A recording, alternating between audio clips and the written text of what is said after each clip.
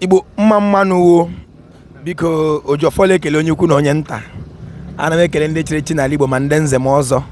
Ana m ekele ma ndị dibịa na-agba aja ma ndị na-agba afa ma ndị mgbọrọgwụ ma mkpa akwụkwọ. Ojofo si ihe onye siri ya zere. Biko anyị si ụka nzukọ nke ndị omenala n'okwu bekee Godin Religion nke Olokoro Station nke mụ awụ onye otu n'ime ya. Isiokwu anyị taa m sị ka anyị rutuo aka. O sitere n'akwụkwọ nkomi nsọ nke nwanna B.A OJI, ozi o detara ndị Igbo. Asị m gị ihe Paul ma Silas dere ndị Rom, asị gị ozi nwanna onye abịrịba. Ọwụkwana ndị abịrịba si ndị Igbo kala okpo kala ọnwụ. Ọwụ ha kọwara anyị site n'ilu ha na ego awụghị ihe niile na o nwere ihe ndị ka ego n'ala Igbo nke m na-adị arụtụ aka kwa ụbọchị. Ojofo na-eme ka onye ọbụla bụ onye Igbo mara na ndụ ka ego. Ana m eme ka mara na village na be nna m na Mizin enwere ụmụ kara ụba na ụmụ ka ụba ihe ọ pụtara. Ọ wụrụ otu nwa ka mụrụ nwa ka ego. Na-emekwa ka ndị Igbo mara na ezi aha ka ego. Na-eme ka ndị Igbo mara na onye nwere mmadụ ka onye nwere ego. Biko aha m Nkwachukwu Ojawawu m onye olu okoro nke dị na ọma ahịa n'obodo nke Chineke. A na-akpọ m Ojofo. Biko nna anyị ukwu kọwatụrụ ndị Igbo onye bụ nyere Godin Religion mbụ chọọchị chiizm chọọchị omenala nke ndị Olokoro na nke olu biko. Ekele m unu.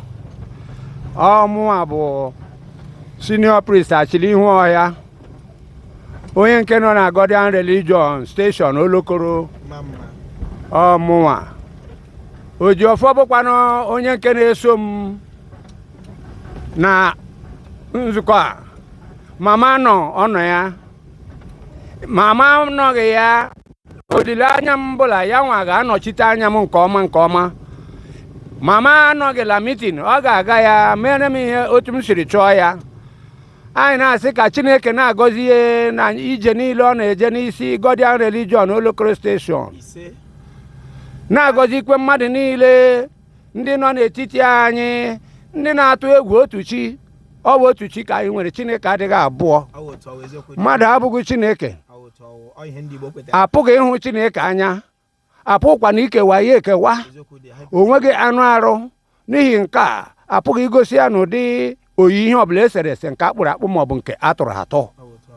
Anyị na-asị ka ndị na-eleli anya ghara ị na-elelikwa anya.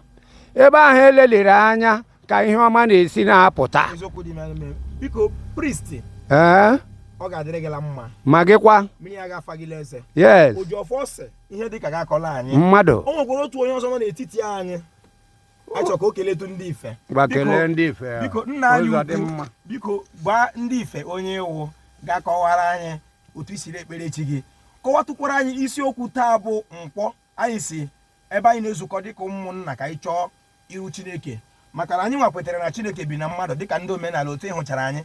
Onwe onye hụrụ n'ime ụgbọala ma nkwenyere na Chineke bi n'elu, Chineke bi na mmadụ, ọ mmadụ ka o ji arụ ọrụ. Anyị kwere alaeze Chineke bi n'ime ụwa ka ọ dị maka na Jizọs gbakwara ụmụnna ya ndị Juu na eluigwe ha na-achọ na ọ dị nso n'etiti ha, mana ọ bụ onye ọbụla mara onwe ya ga-abanye n'eluigwe ahụ. Ya bụ self knowledge nke ị ga-amatakwana dịka onye Igbo site n'ụzọ ụkpụrụ ndị nna gị si mata ma chọta iru Chineke.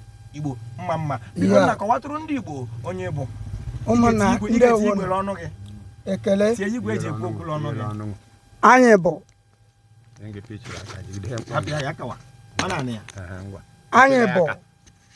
anyị bụ ndị chọọchị omenala chọọchị nna anyị nwe higide asị Ojofo ga-ala.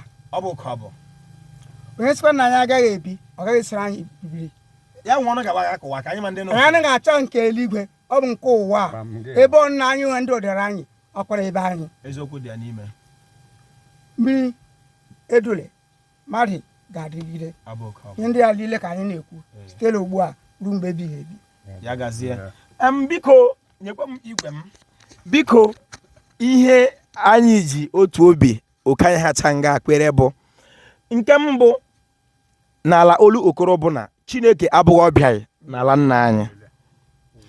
Otu ịhụrụ anyị niile onweghị onye ga-akọwara na ọ bụ ndị ọcha kpọtara anyị Chineke anyị ekwe maka ibe na be nna anyị onye nke nọ nga bụ onye ụmụchukwu na ụmụchukwu ahụ na be nna anyị ka Kamalụ nọ. Ihe ahụ hụtara na ihe ọjọọ mbụ agbara nna nna anyị a na-akpọ ya amarachi ndị iche iche, ọ dị 7 maka ndị Igbo ekweteghị na Chineke dị 2. anyị kwenyere n'otu Chineke mana e nwere amarachi dị iche iche mbịa bụ ihu na-ahụta dịka ihu arụsị ma Kamalụ ma ala ma imo mmiri ma efijọkụ. ihe ndị awa amarachi dị iche iche ọwụ ihe anyị niile ji otu obi kwere ebe ị hụrụ anyị.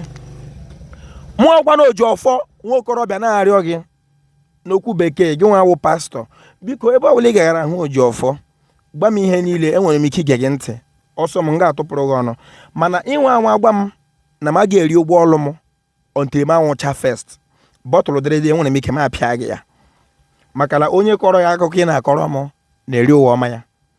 ha na ha dara plen ha na ha ele mgba na-ele bọọlụ na-eri ụwa ọma si mụ nwa mgbe m nwụchara first.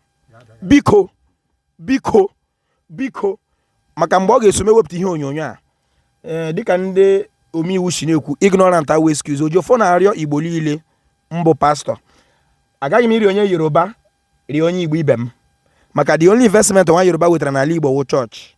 mụ agwa na Ojiọfọ ihe mere aga m arịọ onye Igbo ibe m wụ anwakwala wa ahụ m bikọrọ m na ọwụ nwa bekee wetara m Chineke, bikọrọ m na mgbe m nwụchara na m aga ịkụ akala ebe a wụ ebe obibi. onye kọrọ gị ha na-eri ụwa ọma ya ebe a wee eluigwe anyị. ọrụ m na-agha abụọ isi ije mmadụ n'ụwa awụ imeme ebe a ka ọ dị mma karịa oke o si bịakwute ya. ịhụ na nna anyị ukwu etiile ọnụ mgbe ị na-emekwa n'ime ka ebe a dị mma karịa otu isi bịakwute ya, emegidekwele mmadụ maka iwu ọfọlogo. ị ga-akwụ aka gị ọtọ wee ka nka, maka na the highest blessing on earth mmadụ ka nka na ahụ udo.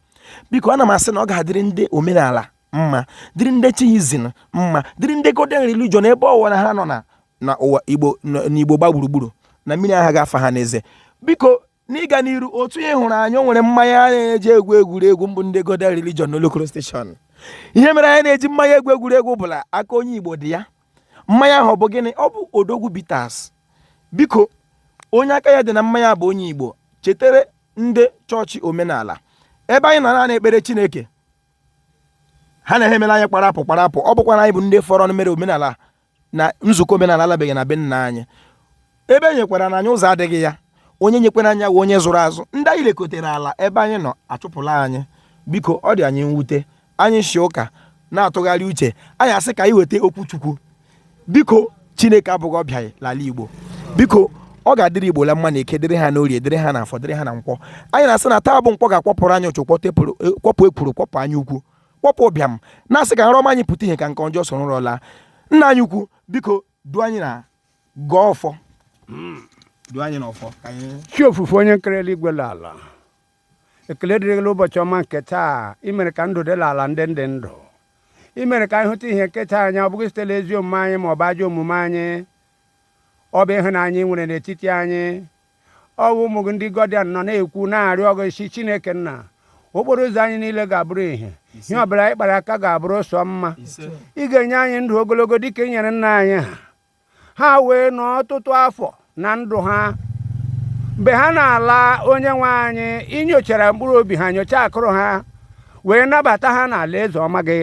otu ihe ahụ ka olileanya anyị bụkwa esi ndị ala anyị sị mee mma dị mma, ịdị mma ga-abụkwa nke gị onye mere mma. ọ bụrụ na ị chọghị ihe ọma ma kparala ihe ọma agaghị erute gị aka. anyị arịọ nwa ezi olileanya na okweli ị ga-emezuru anyị ugbu a na mgbe niile ebighị ebi. ya gazie Igbo mma mmanụ. Here.